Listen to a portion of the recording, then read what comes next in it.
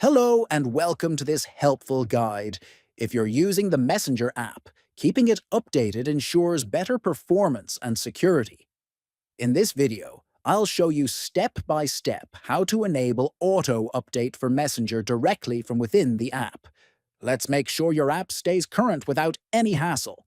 Open the Messenger app on your device. At the bottom of the screen, tap on the menu icon. Once the menu is open, scroll down and tap on Settings. In the Settings menu, scroll down again and select App Updates.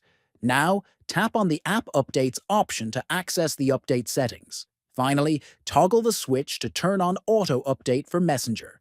Now your Messenger app will automatically update whenever a new version is available, saving you time and ensuring you're always using the latest features. Thanks for watching. Keeping Messenger up to date is a simple yet important step. If this video helped you, please consider subscribing for more useful tech tutorials. See you in the next one.